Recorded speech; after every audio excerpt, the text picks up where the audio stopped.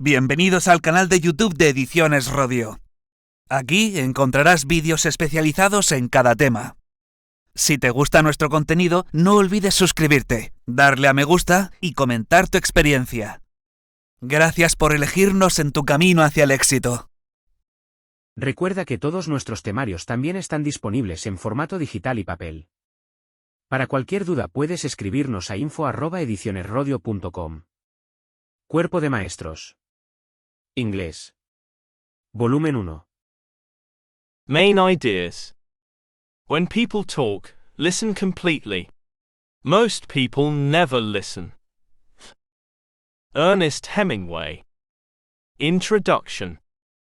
This topic is of special relevance since it identifies and describes how the four language skills should be developed: oral comprehension, oral production, written comprehension, and written production.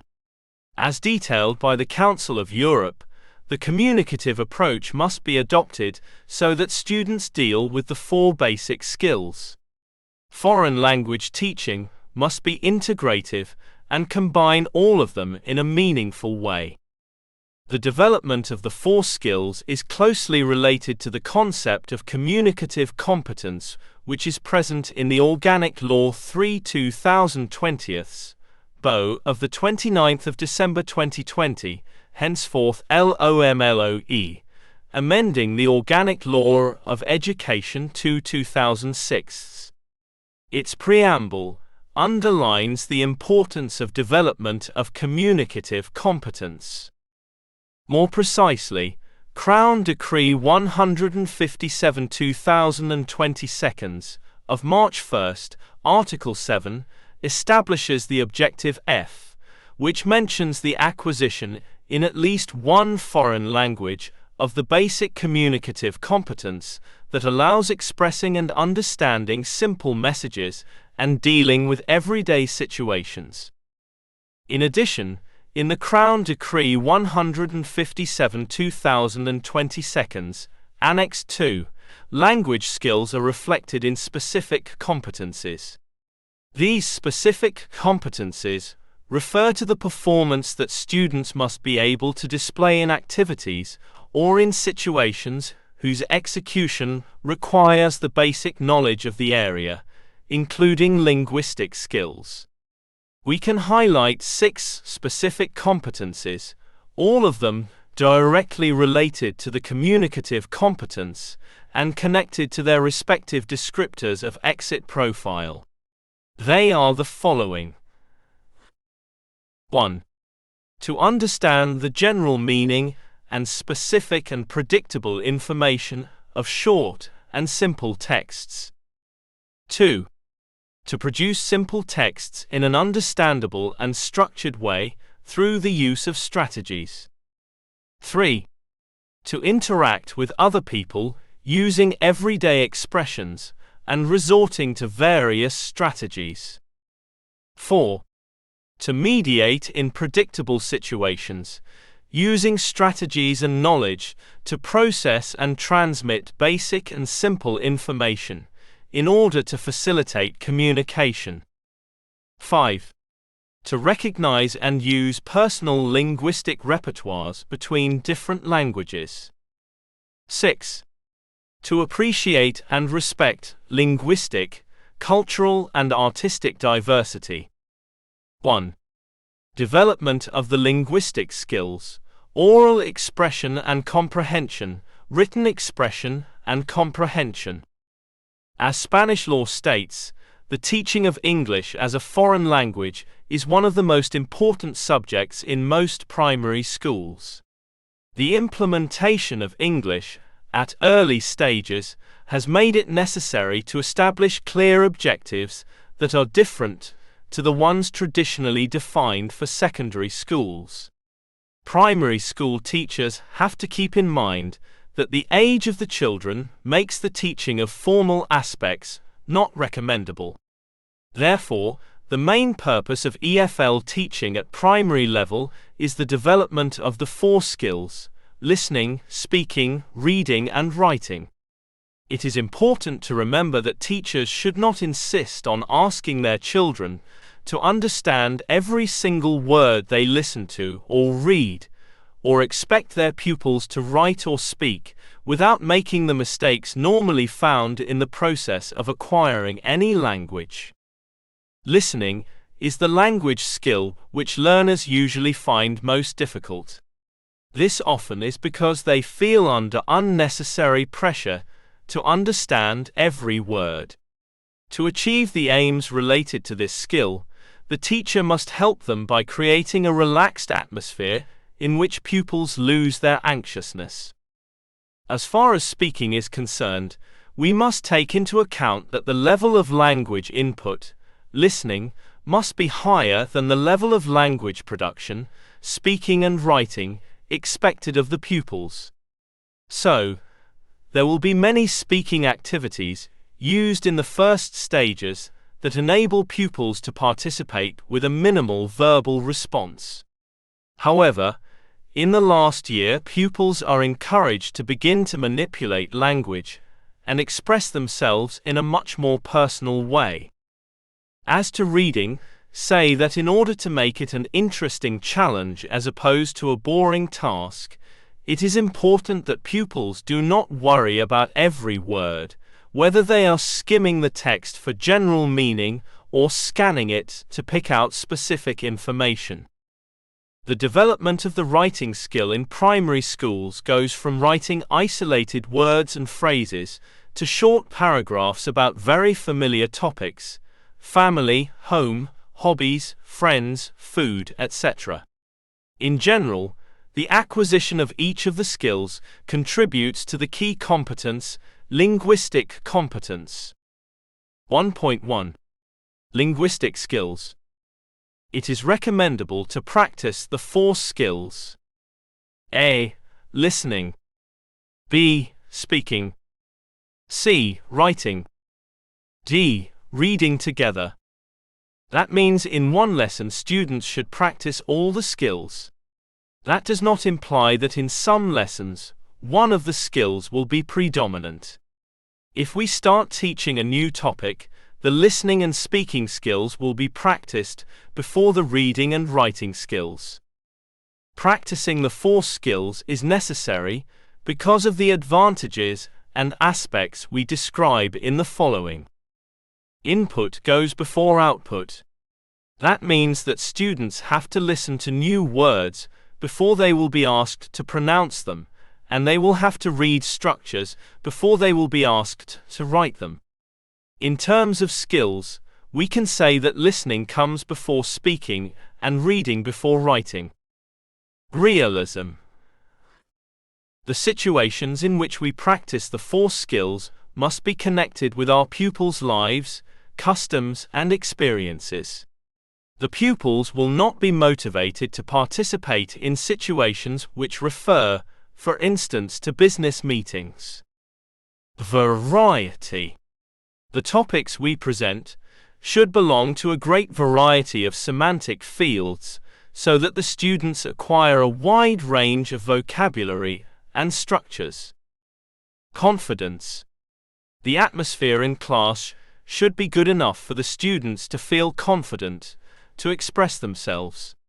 They must also feel confident as far as usage of structures and vocabulary are concerned. Classification of the linguistic skills. Linguistic skills can be classified according to means or to the participant's activity. According to means: hollow right pointing triangle oral, speaking, listening. Hollow right pointing triangle written, reading, writing. According to the participant's activity: hollow right pointing triangle productive, speaking, writing. Hollow right pointing triangle receptive, listening, reading. In the following, we are going to explain each of the 4 skills separately. 1.2. Oral comprehension, listening. To reach oral comprehension, the receiver should interpret the input. This is quite a complicated process because the listener has to classify the information received, discard unnecessary information, and look for the meaning of the parts S he understood. In the last step, we will remember that part of information we are really interested in. Developing good comprehension skills requires time and effort. If students begin studying English at an early age, they will soon acquire skill with global comprehension. Listening comprehension exercises should be integral to any program planning as the students advance. While listening for the main message may be all that is required in some activities, students begin to have more practice with listening for specific information. To assist the students in developing comprehension skills, the students should be exposed to as much English as possible. This means that the language of communication in the classroom should be English whenever possible. Texts used in listening comprehension exercises should also be chosen carefully. Students should be familiar with the nature of the texts. If students possess some prior knowledge regarding the context of the exercise, they will be much more likely to be successful in their understanding. For example, students will likely be able to imagine the conversation that will take place at a dentist's between a dentist and a patient. Unless some background information is given, a conversation between two friends would be more difficult to predict. Students should also be given a purpose prior to engaging in the listening activity. The purpose may range from listening for specific information to trying to determine the general tone of the selection. In either case, trying to comprehend every word of the oral text becomes less important than listening in order to complete a specific task. Spoken language is usually underlined by acoustic elements, but there are elements which make understanding easier: redundancy, connectors, visual elements, gestures, etc. For the interpretation of elements like gestures, it is necessary to know the socio-cultural context.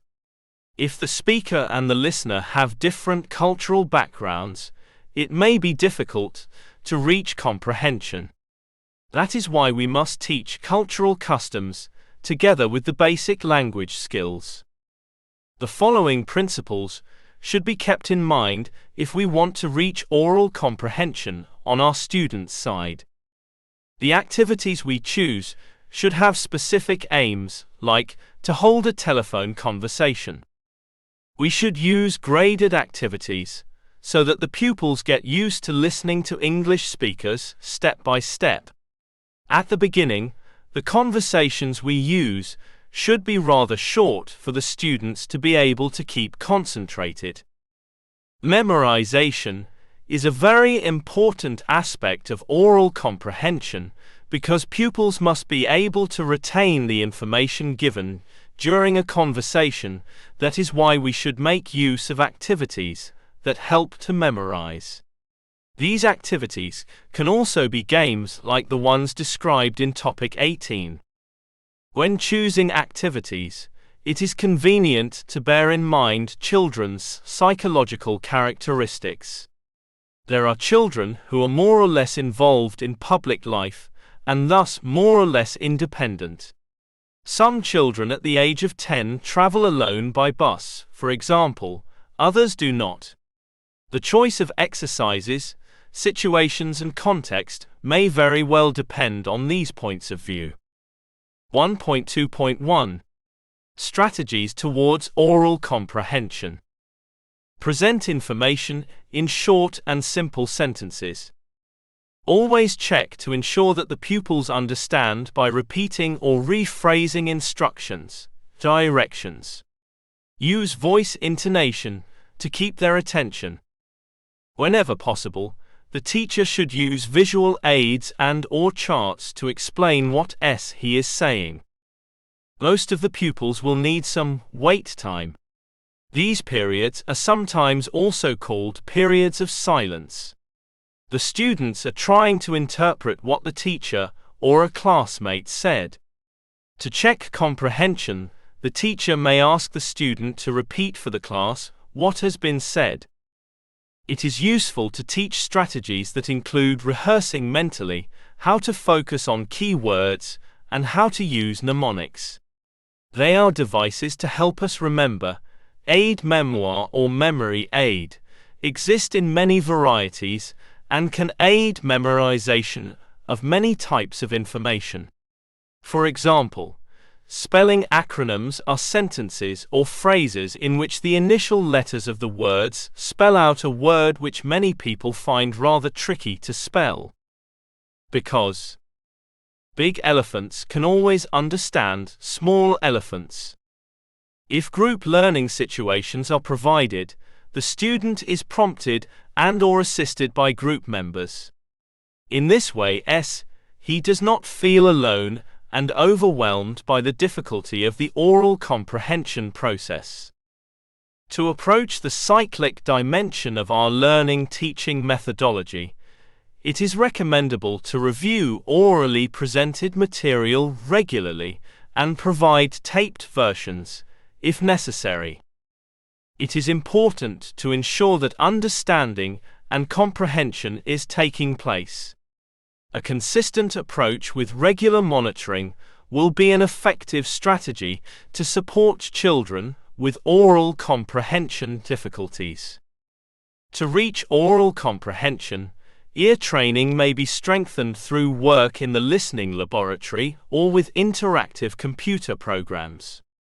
Prediction exercises may also help students to reach oral comprehension. Predictions may concern the oral message itself, as well as what may follow an oral message. So as not to ask too much of our pupils, it is convenient not to tell them to extract specific and global information at a time. Both tasks are recommendable, but not together. An important technique to learn is to deduce the meaning of unknown words using the context. Besides, it is essential for the students not to try to understand oral texts word by word.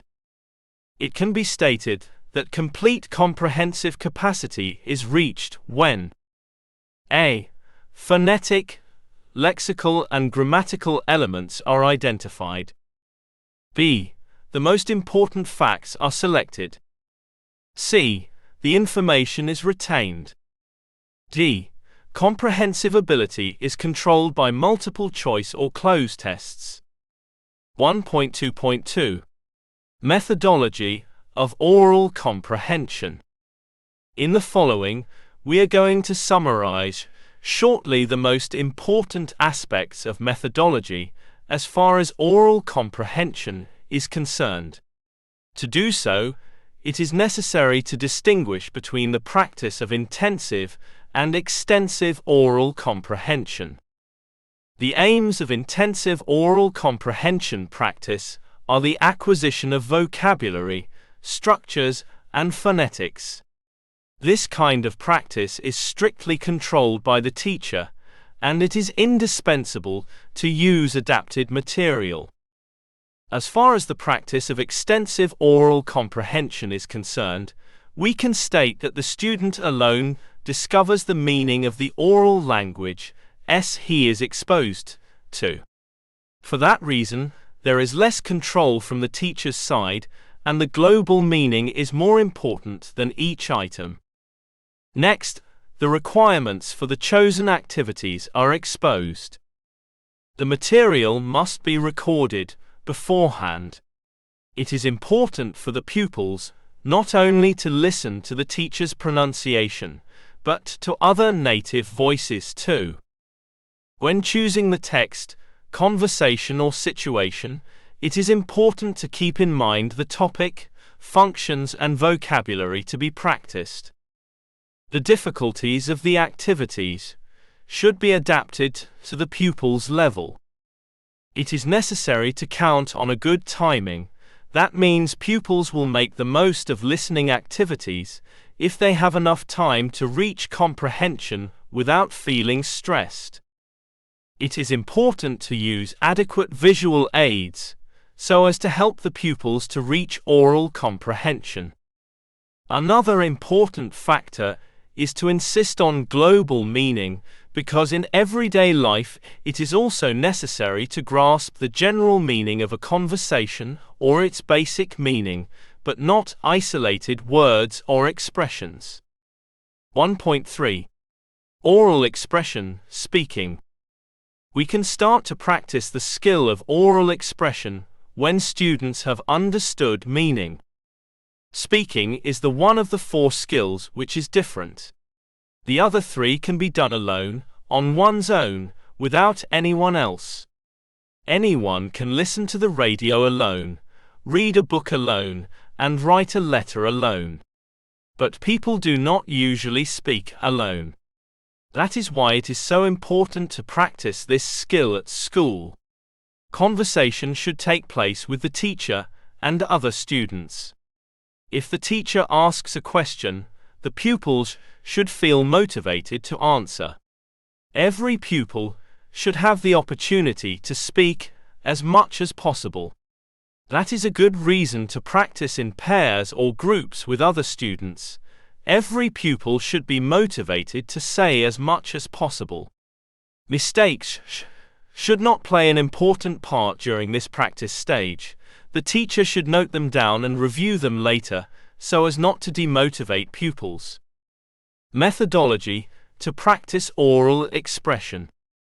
The first stage of oral expression is the presentation stage, in which assimilation of the language used takes place and phonetic, structural, and lexical meaning are discovered. To do so, the ideal resource we can count on is the dialogue. In this stage, the teacher's role is extremely important because he must control as well the amount as the quality of the input. The next stage is usually called controlled practice. It is now that the pupils use the material presented in the previous stage in different situations. One of the basic structures to be used in this stage are questions formulated by the teacher or the pupils themselves. It is a good idea to use pictures as a context to provoke reactions and/or discussions, and graded drills to reinforce the pupils' acquisition. In this stage, the teacher mainly functions as a corrector. Directed and free production make up the creative stage. During directed production, the teacher decides on the context, situation, or function to be practiced. The activities are done with the teacher first, then in pairs or small groups.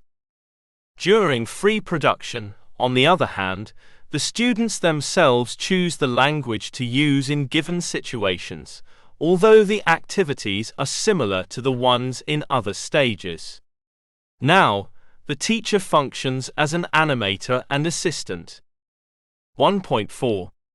Written comprehension, reading.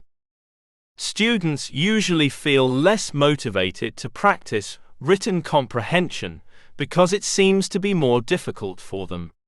Thus, it might be interesting to present written language as a means of communication.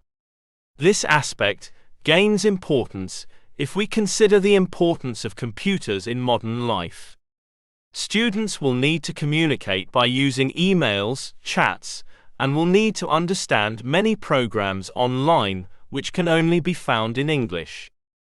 As we all know, written language is introduced later than oral language because of its possible negative influence on pronunciation.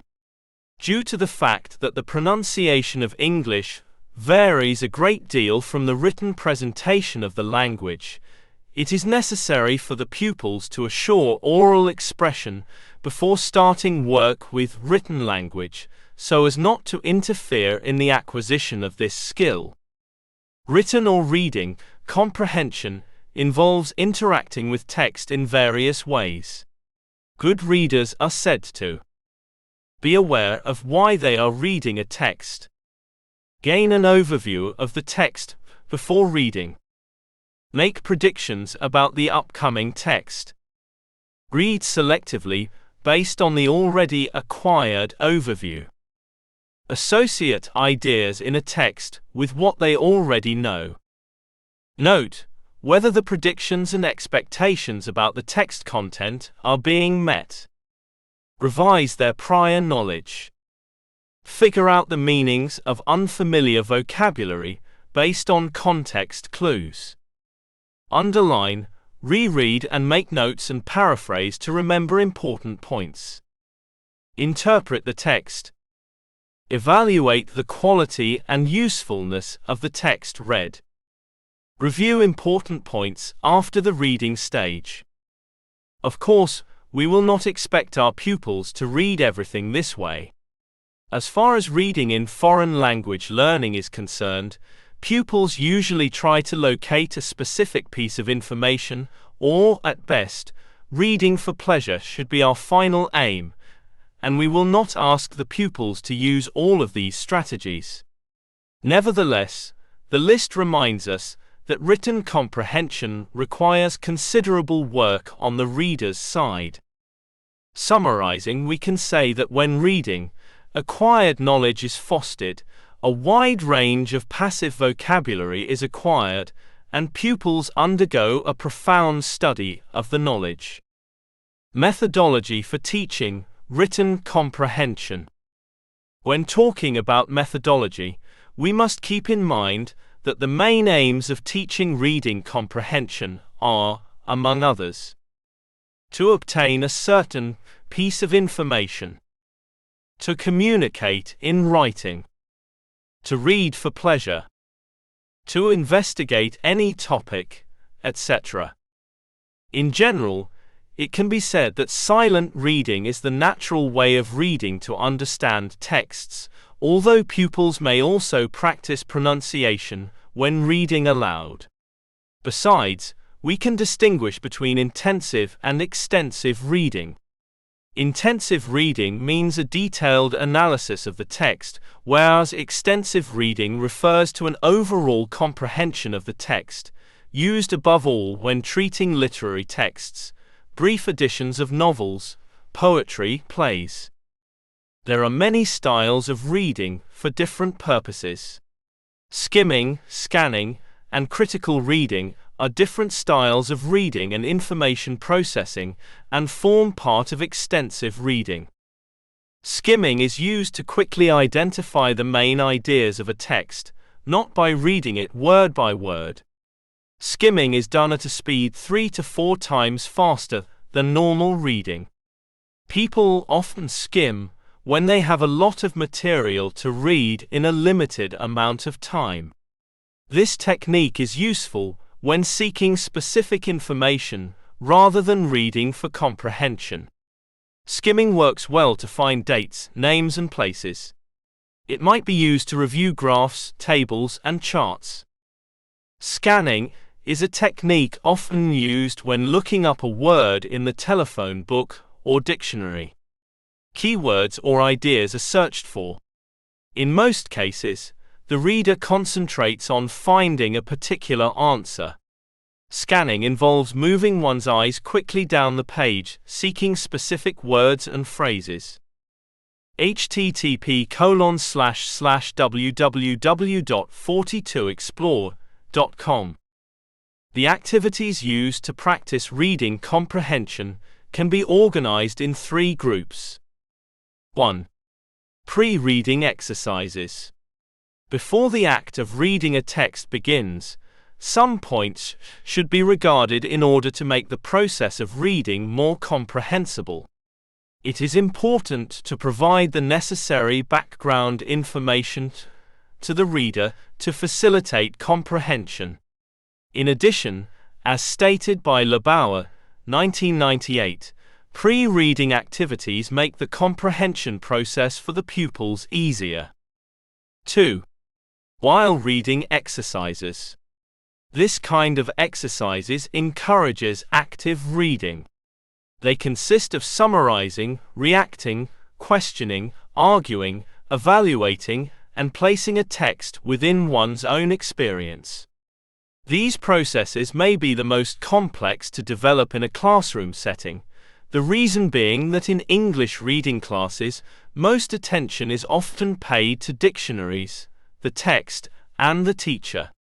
Interrupting this routine and encouraging students to dialogue with what they are reading without coming between them and the text presents a challenge to the EFL teacher. Duke and Pearson, 2001, have stated that good readers are active readers. 3. Post-reading exercises. It is necessary to state that post-reading activities almost always depend on the purpose of reading and the type of information extracted from the text. Barnett, 1988, has stated that post-reading exercises first check students' comprehension and then lead students to a deeper analysis of the text. In the real world, the purpose of reading is not to memorize an author's point of view or to summarize text content, but rather to see into another mind or to mix new information with what one already knows. 1.5. Written expression, writing. In general, we can say that written expression has the following aspects. It lacks of immediate feedback. The writer and the reader are not at the same place at the same time. Thus, comprehension is more complicated than in oral expression. Written expression does not reflect suprasegmental elements like pitch of voice, loudness, and rhythm. These may be substituted by markers, like exclamation marks or underlining. Written expression reinforces oral learning. Many pupils need to write things down so as to be able to memorize vocabulary or structures practiced orally before. To improve written expression, we can use the following strategies. Use more than one word, general or specific, to express oneself. Use descriptions as a basis of written expression. Paraphrase longer texts or paragraphs. Simplify difficult ideas. Methodology for teaching written expression. Again, we can find 3 stages. Controlled practice is based on the usage of words and sentences. The pupil does not choose the language items he is going to use. The control of the teacher is complete. B. Directed practice is based on definitions or descriptions, letters, and easy written composition. The student can use expressions given and apply others of his/her free choice. The general structure of the output, i.e. the text to be produced, is given by the teacher who still controls the situation and the product, but this control is not as strong as in the first kind of practice. C. Free practice is given when students write about a theme in form of letters, compositions, or essays. Now they can use all the structures, vocabulary, and expressions they know, and they can freely choose the form, although it will usually be necessary to guide them by indicating a topic and the extension of the text that we expect them to write. The better the pupils manage each of the skills described, the higher their communicative competence will be. 2. Communicative competence in English. Communicative competence is a concept introduced by Del Hymes and discussed and redefined by many authors. Hymes' original idea was that speakers of a language have to have more than grammatical competence in order to be able to communicate effectively in a language. They also need to know how language is used by members of a speech community to accomplish their purposes. http://www.sil.org. Communicative competence can be defined by keeping in mind 8 aspects. They may be grouped together in 2 groups of 4. Linguistic aspects. Hollow right-pointing triangle phonology and orthography. Hollow right-pointing triangle grammar. Hollow right-pointing triangle vocabulary. hollow right-pointing triangle discourse, textual. These will be taken into account later to establish the sub-competencies. Pragmatic aspects. Hollow right-pointing triangle functions. Hollow right-pointing triangle variations. Hollow right-pointing triangle interactional skills. Hollow right-pointing triangle cultural framework. According to Canal and Swain, communicative competence consists of 4 components. Grammatical competence. Words and rules. Sociolinguistic competence. Appropriateness. Discourse competence. Cohesion and coherence. Strategic competence. Appropriate use of communication strategies. In more recent surveys of communicative competence, we can find it divided into the categories of organizational competence, which includes both grammatical and discourse or textual competence, and pragmatic competence, which includes both sociolinguistic and illocutionary competence. Through the influence of communicative language teaching, it has become widely accepted that communicative competence should be the main aim of language teaching. This is in contrast to previous views, for example, the grammar translation approach, in which grammatical competence was commonly given priority. Apart from the already stated, communicative competence is generally defined by 4 competence areas: linguistic, sociolinguistic, discourse, and strategic. Linguistic competence, see grammatical competence above, is knowing how to use the grammar, syntax, and vocabulary of a language. Linguistic competence explains what words to use and how to put them into phrases and sentences. Sociolinguistic competence is knowing how to use and respond to language appropriately, given the setting, the topic, and the relationships among the people communicating. Sociolinguistic competence explains which words and phrases fit the particular context and situation, how to express a specific attitude, courtesy, authority, friendliness, respect, and how to know what attitude another person is expressing. Discourse competence is knowing how to interpret the larger context and how to construct longer parts of language. Discourse competence explains how words, phrases, and sentences are put together to create conversations, speeches, email messages, newspaper articles. Strategic competence is knowing how to recognize and repair communication breakdowns, how to work around gaps in one's knowledge of the language, and how to learn more about the language. Strategic competence explains how to know when one has been misunderstood or when he has misunderstood something. It also explains how to ask for the correct words to use. More recently, however, 2 other terms referring to communicative competence have been introduced: socio-cultural or intercultural competence. The main reason why there has been a need for this new term is to emphasize that the relation of language and culture has become more complex in the last years. This subcompetence is above all important because only by managing it, students can really feel integrated in the new, foreign language community. In the following, we are going to describe activities which will lead to the acquisition of communicative competence. Interactive classroom activities. A number of activities for pairs and small groups foster interaction and focus on meaningful communication. Ellis, 1999. Some activities have very specific guidelines and parameters, others are more loosely constructed.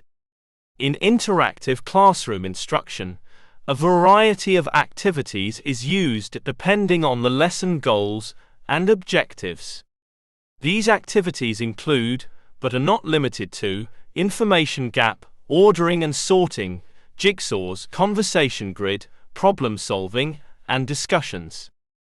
Information gap activities are widely used in ESOL, English for speakers of other languages, instruction. At the most basic level, two people share information to complete a task. In one-way information gap activities, one person has all the information, e.g., one learner gives directions to a location, and the other plots the route out on a map. In two-way gap activities, both learners have information to share to complete the activity. Two-way information gap activities have been shown to facilitate more interaction than one-way information gap tasks. Ellis, 1999. Jigsaws are highly interactive activities that require learners to pool their information to complete a task. For example, in a jigsaw reading activity, learners work together in small groups to unscramble a text. A text is cut into logical chunks, and the group works together to put the text back into the proper sequence. Learners use their background knowledge and their knowledge of the language to put the text back together.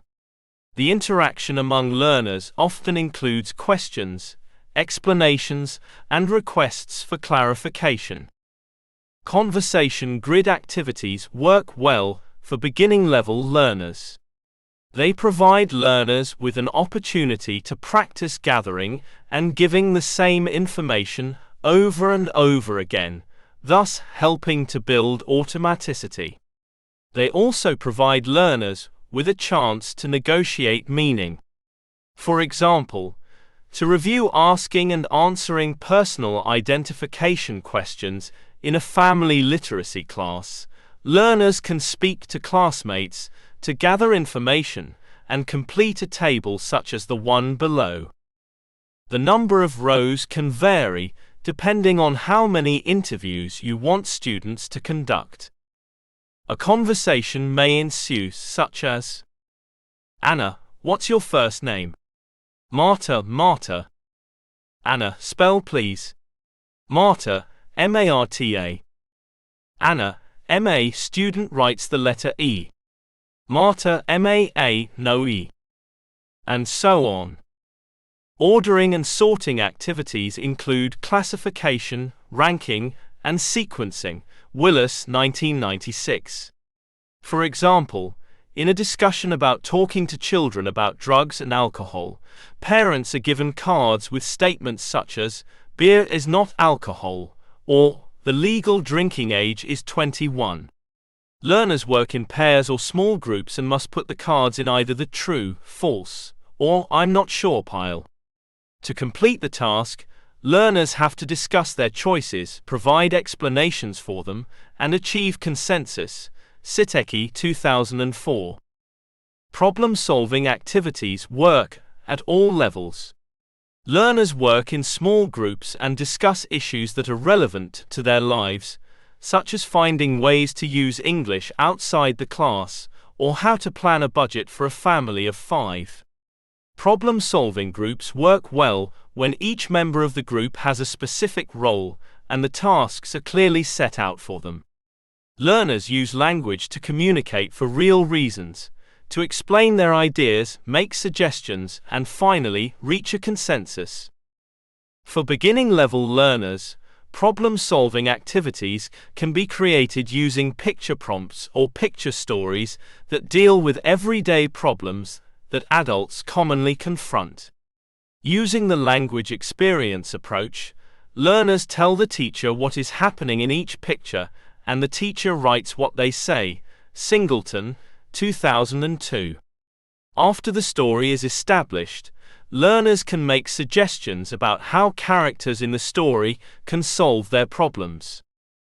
Discussions, which are an obvious way to promote interactions, can be about almost anything, from cultural issues, education, learning English, to current events and hot topics. Discussions seem deceptively easy to set up, but they require preparation and thought, so that they run smoothly and learners get the most out of the exchange of ideas. The purpose of the discussion should be made very clear to the learners. The benefits of small group discussions on language development should also be made clear to them. They are an opportunity to practice listening for main ideas and details, build vocabulary, use English to explain and elaborate, and use strategies to keep the conversation from breaking down. It is also helpful to set time limits, assign roles and responsibilities, and debrief with the whole group after the discussion. http://www.ncsall.net/?id=739. The Common European Framework of Reference, the CEFR, recommends methodological approaches for different levels of foreign languages teaching in order to develop communicative competence through the performance of tasks or activities. Besides all the facts discussed in the topic, communicating in English includes more than the 4 skills and grammar rules. Every teacher should keep the following areas in mind. Spelling. English is not a phonetic language, meaning that pronunciation cannot be reliably predicted by spelling, and vice versa. English has a lot of spelling rules, and a lot of exceptions to the rules. Probably, the learner's spelling will improve as they read more, and in the last year, they may be encouraged to use a dictionary to check the spelling of words they are unsure about. Vocabulary. A single vocabulary word can carry a lot of meaning, and all other factors being equal, enlarging vocabulary will increase a student's communicative ability. Consider that without knowing vocabulary, pupils will not be able to express themselves. Every teacher should spend time on teaching, practicing and assessing new words, associating them with a meaningful context. Bilingual dictionaries, especially easy-to-use electronic ones, can become a good aid. Besides, students should learn to guess the meaning of unfamiliar words from context. If they cannot figure the meaning out, they should be encouraged to ask in English what it means. The teacher can provide simple definitions or drawings. Non-verbal communication. A great deal of communication takes place at a non-verbal level. This includes symbolic gestures, shoulder shrug, nod and crossed fingers, polite behavior, handshake, facial expressions, posture and even mime. These vary between cultures, sometimes quite dramatically. In class, there should be time to learn English non-verbal communication, especially symbolic gestures and polite behavior. 1. Development of the linguistic skills, oral expression and comprehension, written expression and comprehension. 1.1. Linguistic skills. It is recommendable to practice the 4 skills. A. Listening. B. Speaking. C. Writing. D. Reading together. Practicing the 4 skills is necessary because of the following advantages and aspects. Input goes before output. Realism. Variety. Confidence. Linguistic skills can be classified according to means or to the participant's activity. According to means. Hollow right pointing triangle oral, speaking, listening. Hollow right pointing triangle written, reading, writing. According to the participant's activity. Hollow right pointing triangle productive, speaking, writing. Hollow right pointing triangle receptive, listening, reading. 1.2. Oral comprehension, listening. To reach oral comprehension, the receiver should interpret the input. This is quite a complicated process because the listener has to classify the information received, discard unnecessary information, and look for the meaning of the parts he understood. In the last step, we will remember that part of information we are really interested in. Strategies towards oral comprehension. Hollow right-pointing triangle present information in short and simple sentences. Hollow right-pointing triangle ensure that the pupils understand. Hollow right-pointing triangle use visual aids. Hollow right-pointing triangle periods of silence. Hollow right-pointing triangle explain how to focus on key words and how to use mnemonics. Hollow right-pointing triangle use group learning situations. Hollow right-pointing triangle review orally presented material regularly. Hollow right-pointing triangle ensure that understanding and comprehension is taking place. Hollow right-pointing triangle ear training should be strengthened. Hollow right-pointing triangle use prediction exercises. Hollow right-pointing triangle do not tell pupils to extract specific and global information at a time. Hollow right-pointing triangle learn to deduce the meaning of unknown words using the context. Methodology of oral comprehension. The aims of intensive oral comprehension are the acquisition of vocabulary, structures, and phonetics. This kind of practice is strictly controlled by the teacher, and it is indispensable to use adapted material. As far as the practice of extensive oral comprehension is concerned, we can state that the student alone discovers the meaning of the oral language he is exposed to. For that reason, there is less control from the teacher's side, and the global meaning is more important than each item. 1.3. Oral expression, speaking. We can start to practice the skill of oral expression when students have understood meaning. Conversation should take place with the teacher and other students. If the teacher asks a question, the pupils should feel motivated to answer. Every pupil should have the opportunity to speak as much as possible. That is a good reason to practice in pairs or groups with other students. Every pupil should be motivated to say as much as possible. Mistakes should not play an important part during this practice stage. The teacher should note them down and review them later, so as not to demotivate pupils. Methodology to practice oral expression. The first stage of oral expression is the presentation stage, in which assimilation of the language used takes place and phonetic, structural, and lexical meaning are discovered.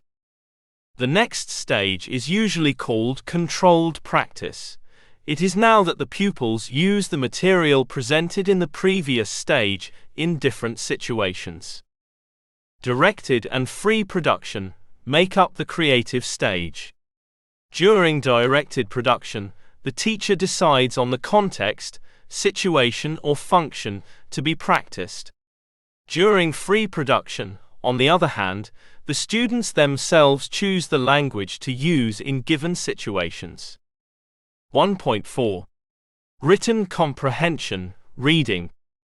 Students usually feel less motivated to practice written comprehension because it seems to be more difficult for them. Thus, it might be interesting to present written language as a means of communication. This aspect gains importance if we consider the importance of computers in modern life.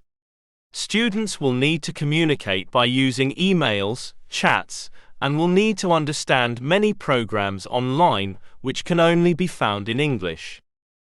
We can say that when reading acquired knowledge is fostered, a wide range of passive vocabulary is acquired, and pupils undergo a profound study of the knowledge. Methodology for teaching written comprehension. When talking about methodology, we must keep in mind that the main aims of teaching reading comprehension are, among others, follow right pointing triangle to obtain a certain piece of information, follow right pointing triangle to communicate in writing, follow right pointing triangle to read for pleasure, follow right pointing triangle to investigate any topic, etc. In general, it can be said that silent reading is the natural way of reading to understand texts, although pupils may also practice pronunciation when reading aloud. There are many styles of reading for different purposes. Intensive reading means a detailed analysis of the text, whereas extensive reading refers to an overall comprehension of the text. Skimming, scanning, and critical reading are different styles of reading and information processing and form part of extensive reading. The activities used to practice reading comprehension can be organized in 3 groups. 1.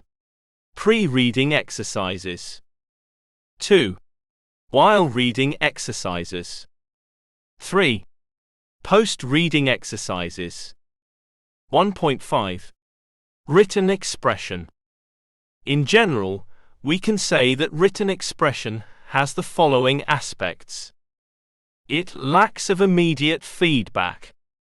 Written expression does not reflect suprasegmental elements. Written expression reinforces oral learning. To improve written expression, we can use the following strategies. Use more than one word, general or specific, to express oneself. Use descriptions as a basis of written expression. Paraphrase longer texts or paragraphs. Simplify difficult ideas. Methodology for teaching written expression. Again, we can find 3 stages. A. Controlled practice is based on the usage of words and sentences. B. Directed practice is based on definitions or descriptions, letters, and easy written composition. C. Free practice is given when students write about a theme in form of letters, compositions, or essays. 2. Communicative competence in English. Communicative competence is a concept introduced by Del Hymes and discussed and redefined by many authors. Hymes' original idea was that speakers of a language have to have more than grammatical competence in order to be able to communicate effectively in a language. They also need to know how language is used by members of a speech community to accomplish their purposes. Communicative competence can be defined by keeping in mind 8 aspects. They may be grouped together in 2 groups of 4. Linguistic aspects. Hollow right-pointing triangle phonology and orthography. Hollow right-pointing triangle grammar. Hollow right-pointing triangle vocabulary. Hollow right-pointing triangle discourse, textual. Pragmatic aspects. Hollow right-pointing triangle functions. Hollow right-pointing triangle variations. Hollow right-pointing triangle interactional skills. Hollow right-pointing triangle cultural framework. To conclude, we can say that communicative competence is generally defined by 4 or 5 competence areas: linguistic, sociolinguistic, discourse, and strategic, and sometimes socio-cultural competence. Interactive classroom activities. Information gap activities. Jigsaws. Conversation grid activities.